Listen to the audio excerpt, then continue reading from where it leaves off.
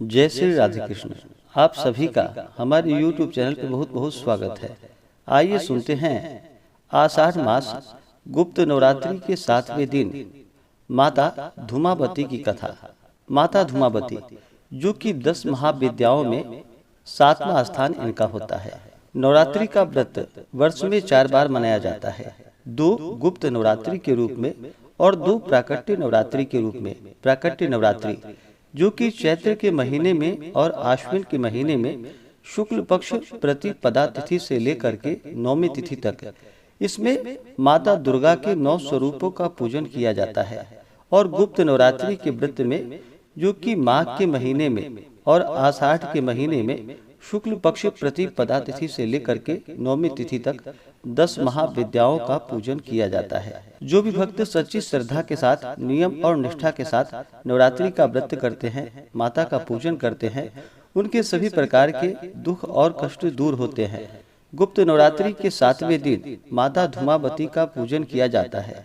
धूमावती अर्थात जिसका जन्म धुएं से हुआ हो। माता रानी का यह रूप धुएं के समान होता है, इसलिए इन्हें भगवान शिव ने धूमावती नाम दिया है। माँ धूमावती का रूप अत्यंत दरिद्र, शुष्क, दया योग्य वाला है। देवी धूमावती को एक विधवा बूढ़ी स्त्री के रूप में दिखाया गया है, जिसमें उनके शरीर के अंगों पर जगह जगह झुर्रियां पड़ चुकी है तथा वह कांप रही है।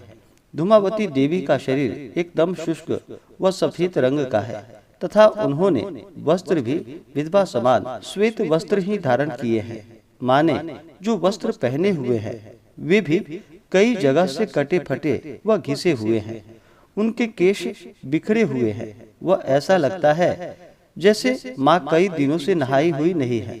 इस कारण इनके केश, शरीर व वस्त्रों पर गंदगी जमा हो गई है। उनका शरीर पूरा कंपायमान है। माँ का रूप भूख से व्याकुल व दरिद्र रूप में दिखाया गया है। उनका शरीर बिल्कुल पतला व अस्वस्थ प्रतीत होता है। वे एक बिना घोड़े के रथ पर बैठी दिख रही है, जिसके शीर्ष पर एक कौवा बैठा है। माँ के एक हाथ में कटोरी तो दूसरे हाथ में अभय मुद्रा या ज्ञान मुद्रा देने की मुद्रा है। देवी धूमावती के इस निंदनीय रूप के पीछे एक रहस्य छुपा है। मान्यता है कि एक बार जब माता पार्वती को तीव्र भूख लगी तो उन्होंने भगवान शिव से भोजन मांगा। उस समय वहां भोजन उपलब्ध नहीं हो रहा था। शिवजी ने उन्हें कुछ समय प्रतीक्षा करने को कहा। माता पार्वती ने कुछ समय तक प्रतीक्षा की, लेकिन कुछ देर बाद उनकी भूख और ज्यादा बढ़ गई, जिस कारण वे अधिक व्याकुल सी हो गई। इसी व्याकुलता में देवी पार्वती भगवान शिव को ही निगल गई।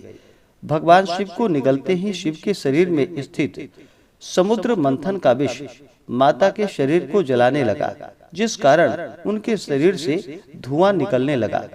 माता रानी का शरीर धीरे धीरे बूढ़ा होता चला गया, जिसमें जगह जगह झुर्रियां पड़ रही थी। इससे बेचैन होकर माता पार्वती ने शिव को अपने मुंह से बाहर उगल दिया। बाहर आकर भगवान शिव ने माता पार्वती से कहा कि चूंकि तुम भूख से व्याकुल होकर अपने पति को ही निगल गई थी, इसलिए तुम्हारा इस रूप को विधवा होने का श्राप मिलेगा। बस इसी के बाद माता पार्वती के इस रूप को बूढ़ी विधवा के रूप में ही मान्यता मिली, जिसे एक दरिद्र, भूख से व्याकुल व बेचैन स्त्री के रूप में दर्शाया गया है। इस रूप में माता रानी के मुख पर बेचैनी, व्याकुलता, दरिद्रता, संशय, तरफ, थकान इत्यादि एक साथ प्रदर्शित होते हैं। माँ धूमावती का यह रूप माँ के विपरीत गुणों को प्रदर्शित करता है, इसलिए इन्हें अलक्ष्मी या ज्येष्ठा भी बुलाया जाता है। देवी धूमावती एक तरह से माँ देवी के नकारात्मक रूप का साक्षात प्रदर्शन है, किंतु अपने इस रूप से माँ अपने भक्तों के कई संकटों को दूर करती हैं। माँ धूमावती की पूजा करने से मनुष्य के संकटों का हरण होता है। वह उन्हें यदि किसी चीज का अभाव हो तो वह दूर होता है। देवी धूमावती अपने भक्तों की हर प्रकार की कमी व भूख को शांत करती हैं तथा उन्हें अभय होने का आशीर्वाद प्रदान करती हैं।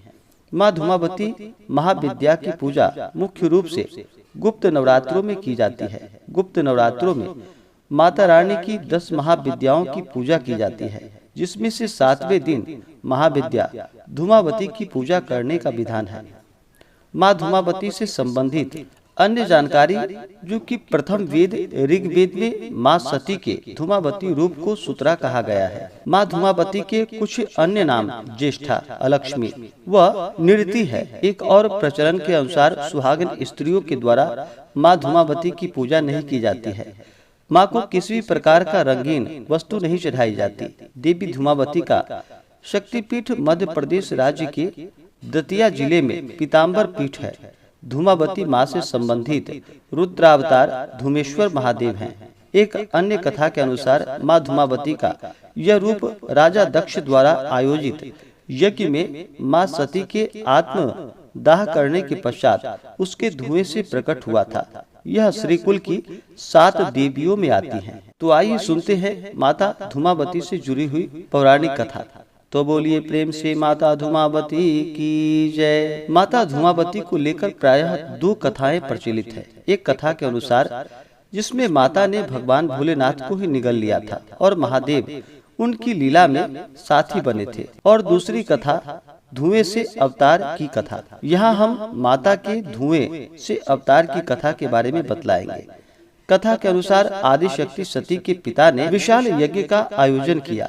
इस यज्ञ में शामिल होने के लिए उन्होंने सभी देवताओं, गंधर्व आदि को निमंत्रित किया, लेकिन भगवान शिव और माता सती को निमंत्रण नहीं दिया गया। इसका कारण यह है कि वो शिव और सती के विवाह से खुश नहीं थे। इधर माता सती को पिता दक्ष की यज्ञ की जानकारी मिली तो एक बार उन्हें यह बात खराब लगी, लेकिन बाद में उन्होंने विचार किया कि पिता के यहाँ होने वाले यज्ञ में शामिल होने के लिए पुत्री को निमंत्रण की क्या आवश्यकता है। यह सोचकर वह वहां से जाने की जिद पर अड़ गई। महादेव ने उन्हें काफी समझाया, कहा कि विवाह के बाद पुत्री को पिता के घर बिना निमंत्रण के नहीं जाना चाहिए, लेकिन वह नहीं मानी।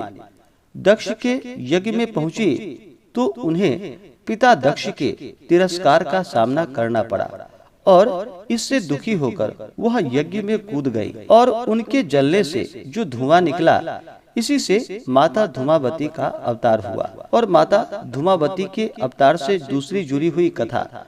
माता धूमावती के अवतार की कथा के अनुसार एक बार माता पार्वती को जोरों की भूख लगी। उस समय कैलाश पर खाने के लिए कुछ नहीं था। वो भगवान भोलेनाथ के पास भोजन की व्यवस्था को लेकर गए, लेकिन समाधि में लीन भगवान ने ध्यान नहीं दिया। इस पर माता ने भगवान शंकर को ही निगल लिया। माता की भूख तो शांत हो गई, लेकिन भोलेनाथ के कंठ में विष होने से माता के मुख से धुआं निकलने लगा। विष के प्रभाव से उनका शरीर जर्जर और विकृत होने लगा। यह हाल देखकर माता की लीला के साथ दे रहे महादेव उनके उदर से बाहर निकल आए और कहा कि तुमने अपने पति को ही निगल लिया, इसलिए विधवा होने का श्राप लगेगा और धूमावती के रूप में पूजी जाओगी। हालांकि महिलाएं इस रूप की पूजा नहीं करती हैं। तो बोलिए प्रेम से माता धूमावती की जय। तो आशा करता हूँ कि यह जानकारी आपको अच्छा लगा हो। ऐसे ही ज्ञानवर्धक जानकारियाँ प्राप्त करने के लिए हमारे इस चैनल पे अगर आप नए हैं तो चैनल को लाल बटन दबा करके सब्सक्राइब करें, साथ में बेल आइकन घंटी को दबाएं ताकि मेरे वीडियो का नोटिफिकेशन आपको समय से मिलता रहे। वीडियो को लाइक करें, शेयर करें। सुखी रहें और स्वस्थ रहें। जय श्री राधे कृष्ण। धन्यवाद। माता महाविद्याओं का कृपा आप सभी भक्तों के ऊपर सदैव बना रहे। सभी सदा स्वस्थ रहें और सदा खुशहाल रहें।